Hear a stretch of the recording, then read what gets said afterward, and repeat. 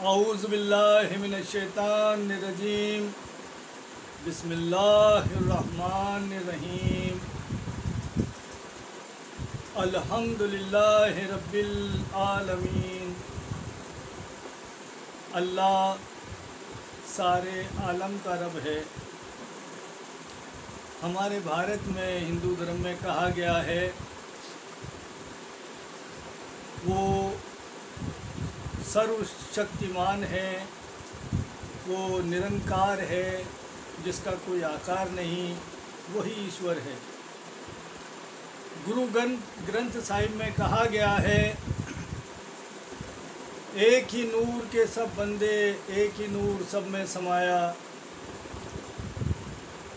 और कुरान पाक में पहला लफ्ज़ यही आया, अल्हम्दुलिल्लाहि रब्बिल आलमीन, मैं सारे आलम का रब हूँ।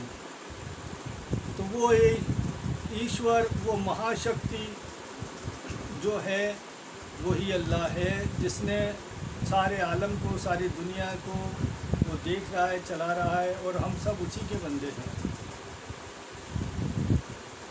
हमारे सूफ़ी संत, पीर औलिया जो भी हैं, ख़ास तौर पे जो बुज़ुर्गान दीन की खिदमत करते हैं, मज़ारों पे जो बैठते हैं पीर फ़कीर लोग, उन लोगों में, अपने शिष्यों में, अपने मुरीदों में यही तालीम दी जाती है कि सारे आलम का रब है अल्लाह, वही निरंकार है, वही उसी का नूर सब में समाया हुआ है। तो हम सब एक हैं, हम सब अलग अलग नहीं हैं। हाँ, जीने का तरीका हमारा अलग अलग हो सकता है।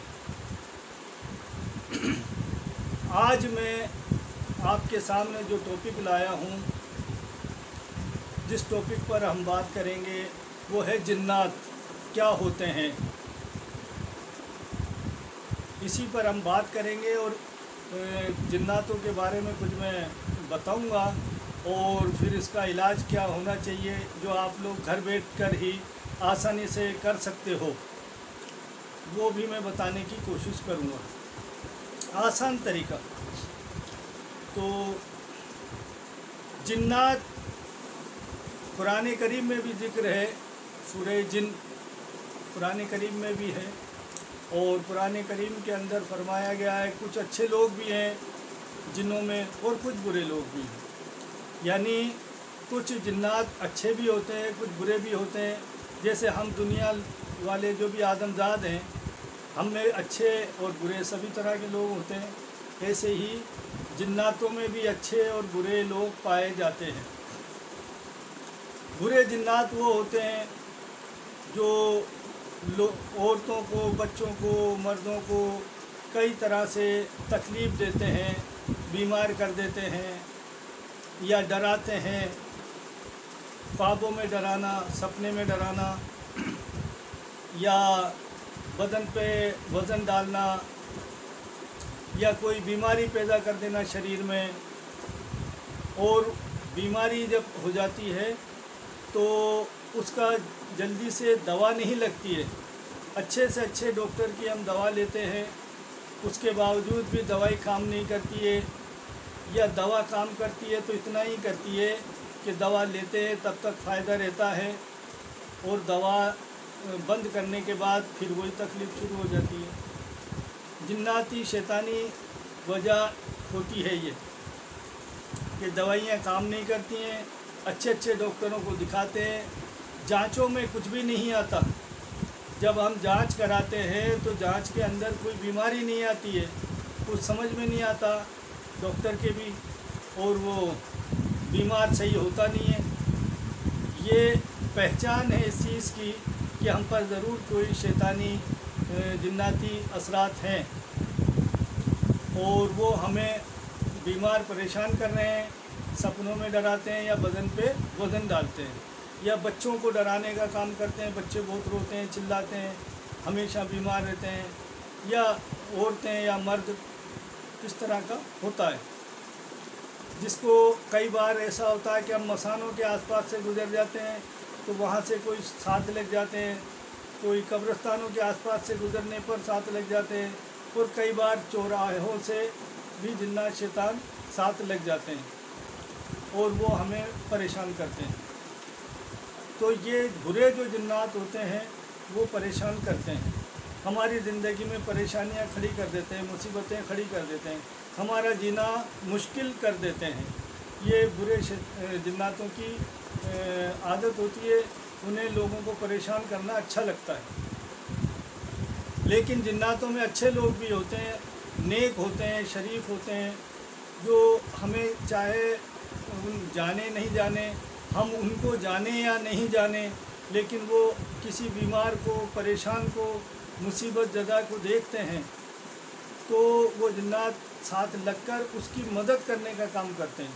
अच्छे जिन्नातों की ये पहचान होती है कि अगर बहुत ज़्यादा बीमार है तो भी उसको इतना मदद करते हैं कि वो ज़्यादा बीमार अपनी परेशानी को ज़्यादा महसूस ना करें या उसकी बीमारी ज़्यादा बढ़े नहीं, वो कोशिश करते हैं, उसको हिम्मत बंधाने की भी कोशिश करते हैं कि वो कमज़ोर नहीं पड़े, और उसकी बीमारी में भी मदद करते हैं ताकि वो बीमार जल्दी अच्छा हो जाए।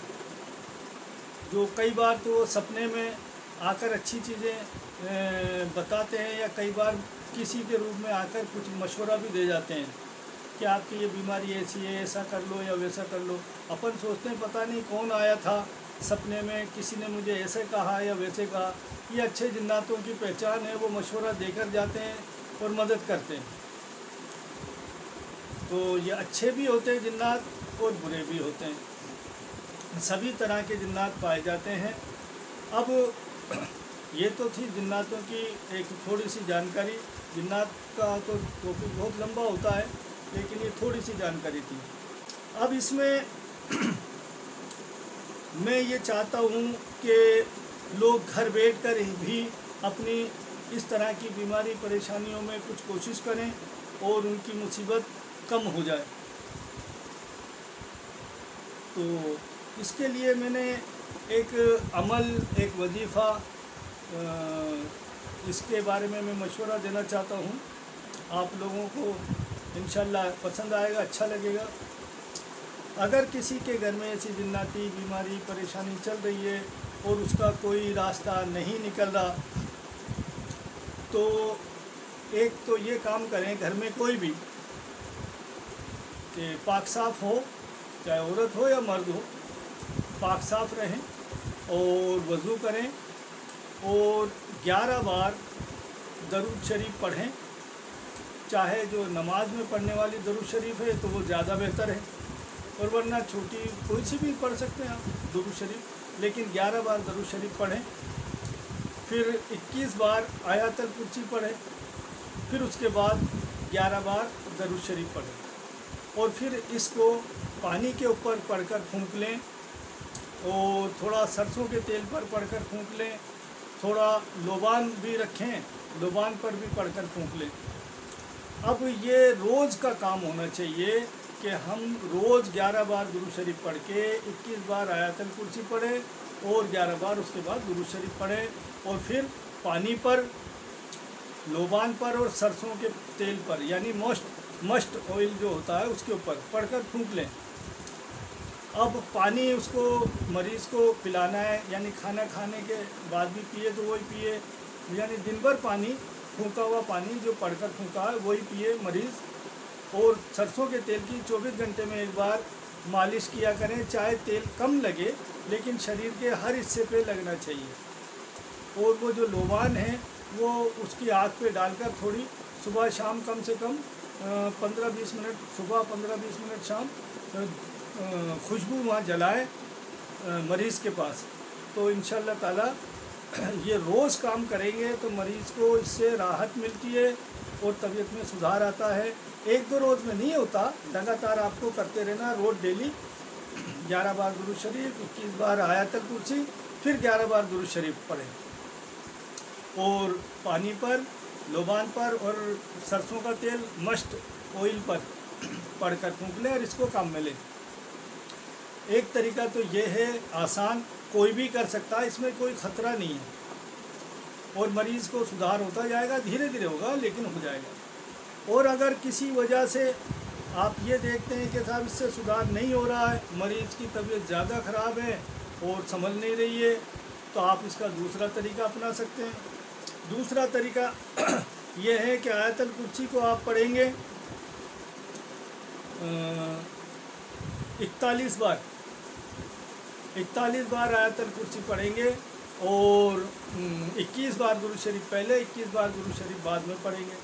अब अगर आप ऐसे करते हैं, इसकी तादाद बढ़ा लेते हैं, 21 बार दुरूद शरीफ, 41 बार आयतल कुर्सी, फिर 21 बार दुरूद शरीफ। और इसका भी तरीका यही रहेगा, जैसे सरसों का तेल मस्ट ऑयल पर, पानी पर और लोबान पर पढ़कर फूंक लें और इसको ऐसे ही काम में लें, पानी पिलाएं मरीज़ को और सरसों के तेल की मालिश करें और लोबान वहाँ पर जलाएं मरीज़ के पास में, तो ये शैतानी ताकत वहाँ से भागती हैं, उससे लोबान से भी। तो ऐसा करें इंशाअल्लाह ताला। ये दोनों अमल ऐसे हैं कि आप लोग घर में अपने किसी भी बीमार परेशान के लिए ये अमल कर सकते हैं, आसानी से ये अमल करते रहेंगे। इसमें कोई ज़्यादा देर का काम भी नहीं है, रोज़ करें तो मरीज़ को शिफा होगी, चाहे वो कितना भी पुराना मरीज़ हो। ज़्यादा दिन लग सकते हैं और ज़्यादा पुराना है तो आपको कम से कम 41 बार रोज़ आयतल कुर्सी पढ़ के ये 21 बार दुरूद शरीफ पढ़ना होगा, तो ये लगातार करते रहने पर फ़ायदा होगा। लेकिन कई ऐसे शैतान जिन्नात होते हैं जो किसी भी तरह से कब्ज़े में नहीं आते, पीछा नहीं छोड़ते, बहुत ही हैवी किस्म के होते हैं, तो फिर वो किसी अच्छे आमिल, अच्छे इलाजी, अच्छे किसी सूफ़ी पीर के पास ले जाना चाहिए या किसी अच्छे इलाजी के पास ले जाना चाहिए जो अच्छे ढंग से साफ़ सुथरा काम करे। देखिए, मैंने पहले भी ये कहा था एक वीडियो में कि जैसे हम उतारा करके चौराहों पे रख देते हैं, ये ख़तरनाक काम है। आपने अपने मरीज़ का उतारा करवाया इलाजी से, किसी तांत्रिक से, और वो चौराहे पे रखवा दिया। अब उस चौराहे पे रखे हुए उस उतारे से वो कोई भी टकरा गया या उसके पास से गुजर गया तो वो किसी के ऊपर भी चली जाती है वो चीज़, तो हमारा मरीज़ सही हुआ तो दूसरा बीमार हो जाता है। तो ये इस तरह